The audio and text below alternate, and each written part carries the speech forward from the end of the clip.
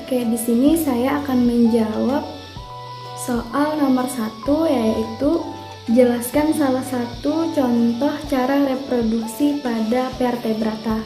Nah, jadi reproduksi pada vertebrata itu terjadi secara generatif atau seksual, yaitu proses perkembangbiakan yang dicirikan dengan adanya penyatuan dari sel-sel germinatif, yaitu sel benih dari jantan dan sel benih dari betina, sehingga terbentuk individu baru. Pada individu golongan tinggi, misalnya manusia, sel germinatif dihasilkan oleh organ yang disebut gonad. Sel spermatozoa dihasilkan oleh testis, sedangkan sel telur atau ovum dihasilkan oleh ovarium. Peristiwa penyatuan antara sel betina, sel benih jantan, spermatozoa, dan sel benih betina, ovum, disebut dengan fertilisasi yang menghasilkan zigot. Nah, jadi zigot ini akan tumbuh dan berkembang menjadi embrio sebagai bekal terjadinya individu baru. Salah satu reproduksinya yaitu fertilisasi secara internal dengan cara atau dengan bentuk vivipar atau melahirkan yang terjadi pada mamalia. Nah, mamalia ini memiliki organ reproduksi yang lengkap baik eksternal maupun internal, sehingga terjadi fertilisasi secara internal. Mamalia memiliki ovarium sepasang sebagai organ reproduksi primer dan mempunyai dua fungsi utama, yaitu menghasilkan sel telur, oosit, dan hormon steroid. Nah, testis mamalia sama seperti hewan lainnya, tersusun atas tubulus seminiferus sebagai tempat terjadinya spermatogenesis.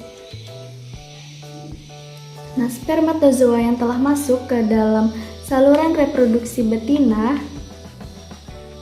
akan bergerak menuju uterus atau rahim dan oviduk untuk melakukan fungsinya, yaitu fertilisasi, yaitu dengan cara membuahi sel telur. Sel telur ini dibuahi oleh spermatozoa, selanjutnya membentuk zigot, bergerak menuju dan menempel pada dinding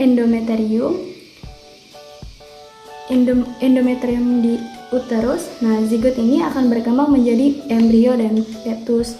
Zigot memperoleh makanan dan oksigen dari uterus induk melalui plasenta. Contohnya yaitu mamalia, misalnya manusia. Jadi terjadi proses reproduksi seksual yang melibatkan sel benih jantan dan sel benih betina, yaitu spermatozoa dan ovum.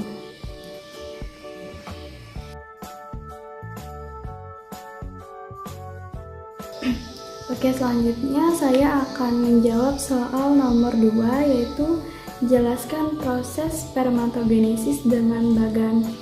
Nah, bisa dilihat bagan pada bagian layar.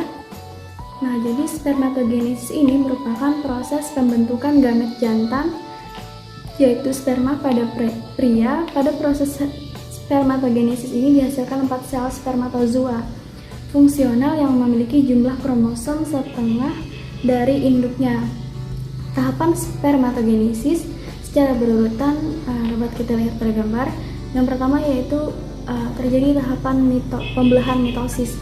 Nah, spermatogenium ini berkromosom diploid yang terletak berdekatan dengan membran basalis tubulus seminiferus, berproliferasi melalui pembelahan secara mitosis dan berdiferensiasi menjadi spermatosit primer. Di pada gambar dapat kita lihat meiosis 1 ini pada setiap spermatosit primer yang mana kromosomnya itu diploid membelah pada meiosis 1 dan membentuk 2 spermatosit sekunder. Meiosis 2 itu 2 spermatosit sekunder yang mana kromosomnya diploid. kromosomnya haploid, membelah pada meiosis 2 menjadi 4 spermatid. Nah, selanjutnya ada spermiogenesis. Nah, jadi masing-masing spermatid ini mengalami maturasi pematangan menjadi spermatozoa. Sperma berkromosom haploid. Sperma berukuran 60 mikro dan terdiri atas kepala, leher, dan ekor. Nah, yang terakhir yaitu spermiasi. Sperma yang sudah dewasa bergerak ke lumen tubulus seminiferus menuju ke tubulus recti, tubulus lurus, anyaman saluran testis, dan ductus efferens. Sperma selanjutnya akan disalurkan ke epididymis. Selanjutnya saya akan menjawab pertanyaan soal nomor 3, yaitu jelaskan salah satu proses fertilisasi pada vertebrata.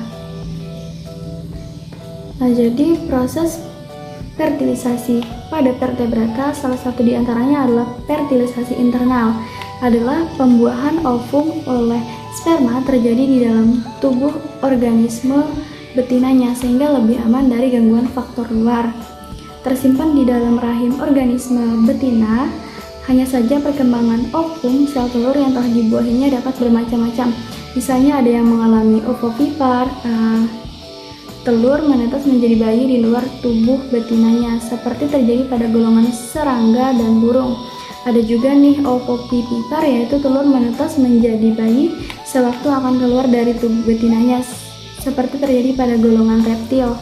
Dan juga terakhir ada vivipar, yaitu melahirkan bayi atau anak, seperti terjadi pada golongan hewan menyusui, misalnya manusia nih. Nah, selanjutnya saya akan menjawab pertanyaan nomor 4. Jelaskan proses organogenesis. Nah, proses organogenesis ini terjadi mempunyai 2 tahapan atau 2 periode, yaitu yang pertama periode pertumbuhan antara dan juga periode pertumbuhan akhir. Periode ini terjadi periode pertumbuhan antara yang pertama itu periode terjadi transformasi dan diferensiasi bagian-bagian tubuh embrio sehingga menjadi bentuk yang definitif yang khas bagi suatu spesies, seperti pada katak pada tingkatan brutum. Proses pertumbuhan akhir. Nah, pada proses pertumbuhan akhir ini adalah periode penyelesaian bentuk definitif menjadi suatu bentuk individu, pertumbuhan jenis kelamin, roman, atau wajah yang khas bagi suatu individu. Namun pada aves, reptil, mamalia, batas antara periode antara dan akhir ini tidak jelas. Organogenesis yaitu proses pembentukan organ-organ tubuh pada makhluk hidup, hewan dan manusia. Organ yang dibentuk ini berasal dari masing-masing lapisan dinding tubuh embrio pada fase gastrula, yaitu ada lapisan ectoderm, lapisan mesoderm, dan lapisan endoderm. Lapisan ectoderm akan berdiferensiasi menjadi jantung, otak, sistem saraf, integumen, rambut, dan alat indera. Nah, kalau lapisan mesoderm akan berdiferensiasi menjadi otot, rangka, tulang osteon, alat reproduksi, testis ataupun ovarium, alat peredaran darah, dan juga alat ekskresi seperti ginjal. Nah, kalau pada lapisan endoderm akan berdiferensiasi menjadi alat pencernaan, kelenjar pencernaan, dan alat respirasi seperti pulmo atau paru-paru. Nah, imbas embrionik yaitu pengaruh 2 lapisan dinding tubuh embrio dalam pembentukan satu organ tubuh pada makhluk hidup. Selanjutnya yaitu saya akan menjawab soal nomor 5, jelaskan tentang teratologi. Nah, jadi teratologi ini adalah ilmu yang mempelajari tentang pertumbuhan dan perkembangan abnormal atau gangguan pada perkembangan individu sehingga menimbulkan cacat struktural pada waktu lahir. Sebenarnya pada tumbuh kembang merupakan proses yang berbeda, namun keduanya tidak berdiri sendiri tetapi saling berkaitan satu sama lain. Jadi teratologi adalah bagian embriologi yang mengkaji tentang cacat lahir dan penyebabnya. Kemudian perkembangan itu adalah bertambahnya kemampuan struktur dan fungsi tubuh yang lebih kompleks, bersifat kualitatif, pengukuran dalam di lingkungan menggunakan screening perkembangan. Nah, pada teratologi ini perkembangan organisme merupakan perkembangan yang atau deretan yang rumit, yang sangat kompleks. Nah, gangguan sementara pada proses seluler seperti proliferasi, migrasi, kematian sel, dan sebagainya, seperti misalnya lambatnya proliferasi sekelompok sel akan mengakibatkan gangguan yang berat untuk perkembangan seluruh organisme, karena setiap tahap embriogenesis sangat tergantung pada tahap sebelumnya, dan perkembangan berbagai jaringan dan organ mempunyai hubungan satu sama lain.